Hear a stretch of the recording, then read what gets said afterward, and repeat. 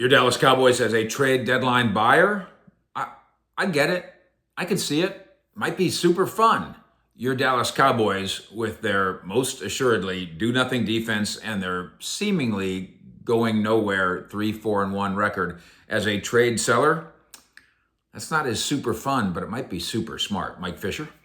Fish at 6, as we are live tonight. I've got a special project inside the Star, and so I'm going to run here in a minute, and I will catch up with you. First of all, I'll check all your comments, of course, as you get in, get on, and be good. Bring something of intellect to the table on the subject of the NFL trade deadline and the idea that the Cowboys might want to sell. And then we'll check back with you, of course, over the course of the evening and the morning. This program, driven, as always, in the evenings by Honda Cars of BMW and Honda Cars of McKinney and BMW of McKinney as well. Jerry Jones and the Cowboys are at a crossroads of sorts in the 2025 season. No doubt in the sense that there is not buyer versus seller clarity. We've debated about it. You've argued about it. You've taken a stand.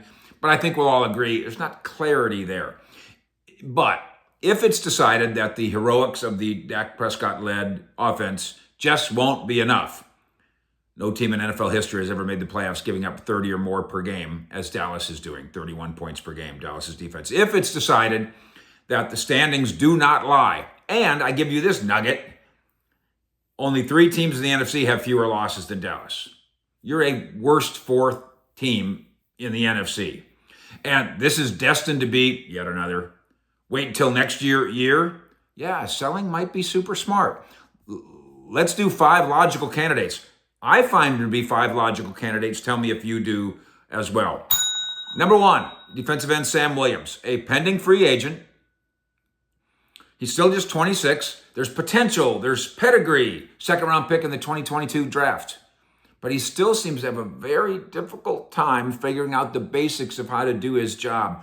Might be better to trade Sam now rather than to lose him in free agency in spring. And you know what? Maybe somebody else needs to take on the teaching of Sam Williams because this ain't working. Guy number 2, wide receiver Jalen Tolbert. Good soldier. I think Jalen Tolbert's a good player. Led the Cowboys in receiving touchdowns last year with 7. Good player, good NFL player. But he's now without a real role here. CeeDee Lamb, George Pickens, Kevontae Turpin, they top the depth chart. Here comes Ryan Flournoy. He's getting snaps. And the Cowboys aren't going to give up on Jonathan Mingo anytime soon. So I've got Tolbert on the sell list. But maybe, number 3, George Pickens? Sell George Pickens? Diddly-diddly-dig. What? He's among your best players. Right, but he's on an expiring contract while performing this year following the trade from Pittsburgh like a Pro Bowler who could fetch $30 million a year on a new deal. Is Dallas going to pay that for a number 2 wideout? And by the way, let's not even call him number 2. Let's just, for a second wideout, a 2nd-star wideout. You're going to pay $30 million? You pay 34 and 30? If the Joneses' long-term answer there is no, and if their answer to this year's team being a contender is also no, maybe you move him now. Obviously, you could franchise tag him. That's still $28 million. Move him now would be the idea, as long as the payoff is something better than the eventual compensatory pick that I would say figures to be a 3rd rounder. So you've got to get a 2nd-round pick to move George Pickens. And if you decide we're not a contender, there's logic there because they're not re-signing him at $30 million, says me. Number 4, 2 offensive linemen, we'll bunch them together, TJ Bass and Brock Hoffman. One of them could be seen as expendable. Cooper Beebe coming back at center, and obviously the Cowboys have their guys that they're locking into, guard, center, guard, Tyler Smith, Cooper Beebe, Tyler Booker. That's the guys who are going to man the middle here, maybe for a long time coming. I need backups, I need reserves, I need good ones. And both of these guys are good ones. Do I need 2 of them? Can I get something for one of them? 2 guys, this is not an insult to say they're expendable. They have built their careers from scratch. They are plug in and play tough guys here. And they could help a true contender, again, if the Cowboys decide they're not a true contender. I wouldn't deal both of them, but I'd think about in this scenario, moving one of them. And then number 5, Trayvon Diggs. Faded Pro Bowler.